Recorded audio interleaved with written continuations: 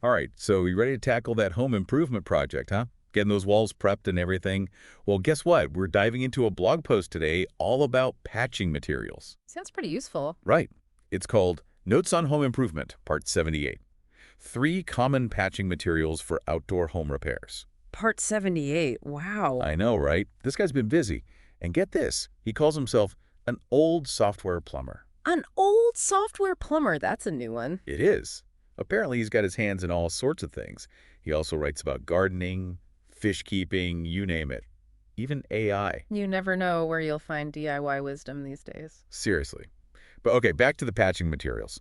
So this blog post starts with the author hitting a bit of a snag in his own house painting project. Picture this. Unexpected rain, sudden fever, and an eye infection. All while he's trying to get those walls ready. Oof, that's rough. Yeah, not exactly ideal conditions. But being the dedicated DIR he is, he pushes through and ends up uncovering a bunch of holes that need patching before he can even think about painting. Makes sense. You can't really paint over holes, can you? Definitely not. And he stresses how important good wall prep is. It's the foundation for a smooth and long-lasting paint job. It's like anything. You got to start with a good base. Exactly. So, are you ready to hear about his recommendations? Hit me with them. Okay, so he suggests 3 common patching materials that work great for outdoor repairs. They are tile adhesive, cornice compound, and plain white cement.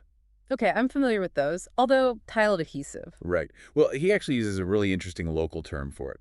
Simen gam. Simon Gam, huh? Ah, I learn something new every day. me too. So, what's so special about these materials? Why does he recommend them specifically? Let's start with the Simen gam. He says it's a great choice because it's meant for outdoor use. Makes sense. It's got to hold up against all sorts of weather. Exactly. Yeah. It's pretty water resistant too. But he does mention using a good waterproofing slurry on top for extra protection, especially in areas that are really exposed to the elements. Right. Can't be too careful with moisture. Now, here's where things get interesting. He actually mixes the tile adhesive with white cement. He mixes them. Interesting. Why does he do that? 2 reasons, actually. He says it creates a stronger bond, and it lets him get the exact color he wants. Resourceful, right? Very resourceful. Yeah.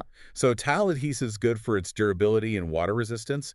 What about cornice compound? When would you use that? Well, he says cornice compound is perfect for filling small to medium-sized holes and cracks, especially on exterior walls. All right. It dries hard, and you can sand it down for a smooth finish. Plus, it's super lightweight. Oh, yeah. I've used cornice compound before. It's pretty easy to work with. Exactly.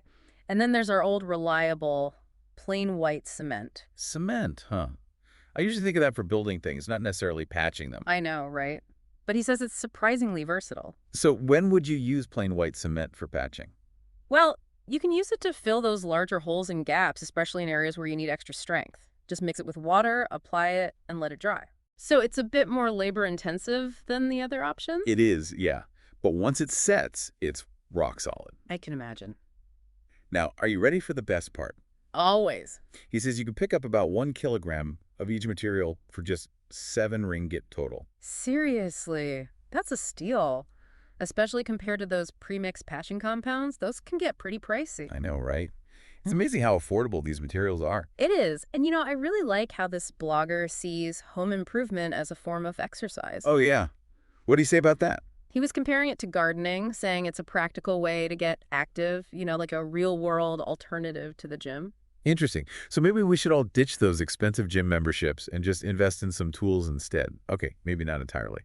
But it's really cool how he sees that connection, between software development and home improvement. I wonder, is there really something to that? Oh, for sure. I mean, think about it. Both require a lot of the same skills, problem solving, breaking things down into steps, attention to detail.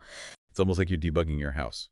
Exactly. And our listeners prepping for a painting project, that involves a ton of planning, a ton of prep work. They're probably going to run into some issues they need to troubleshoot. Right, and choosing the right patching material. That's a big part of it. For sure. It makes a huge difference. You want that nice, smooth finish, right? Absolutely.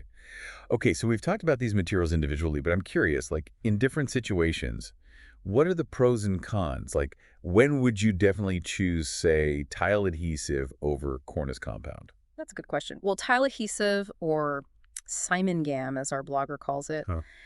That's your go-to when you need something really durable and water resistant. So outdoor repairs, especially if it's exposed to the weather, that's when you want to use that. Yeah. Also good for those deeper holes because it creates a super strong bond. Now, he did mention using a waterproofing slurry on top of the adhesive, right? Yeah. You always have to do that? Well, it's not always absolutely necessary, but it's definitely a good idea. It'll add that extra layer of protection, especially if it's going to be exposed to a lot of rain or direct sunlight.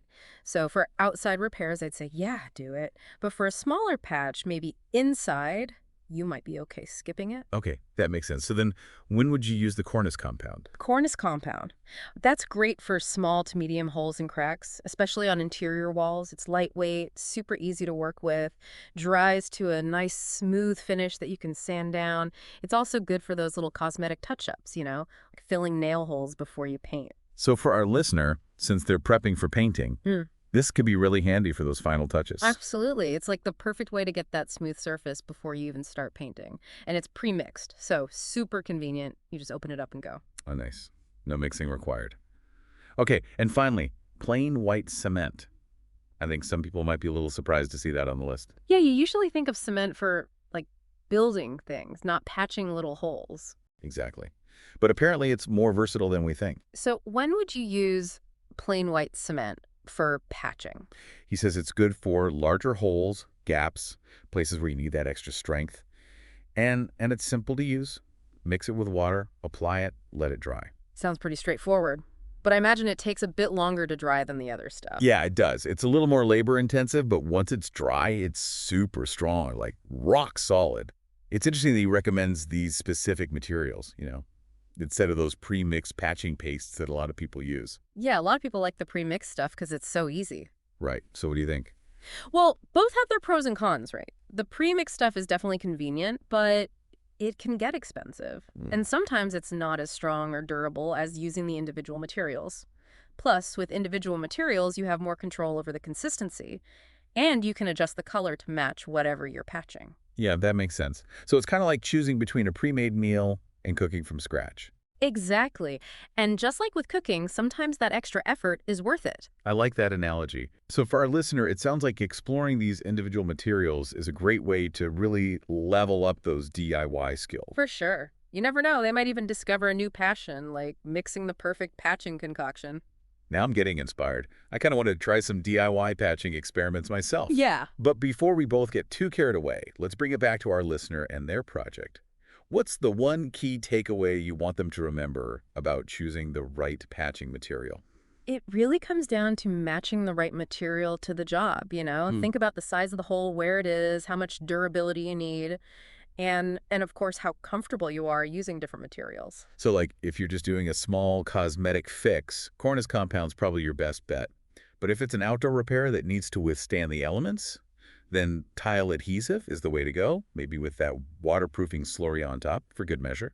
Exactly. And if you've got like a really big gap or it's an area with a lot of traffic, then you'll want to go with the plain white cement. Yeah, it's like he's approaching his house the same way he approaches a software program. Experimenting, iterating, until he finds that perfect solution. It's like that hacker mindset, right? But for DIY. Totally. And it's so empowering, too. Like you're taking control of your space, making it truly your own. I love that. And I think that's a great thing for our listener to keep in mind as they start their project. It's more than just checking things off a list. It's a chance to learn some new skills, experiment a little, maybe even surprise yourself with how resourceful you can be. It makes me wonder, what if our listener could find some kind of cool connection between their other hobbies and this project? Like maybe their knitting skills could inspire a totally new patching technique, or their love of photography could lead to a really creative paint finish. I mean, why not? You never know where inspiration will come from. That's what's so great about DIY, right?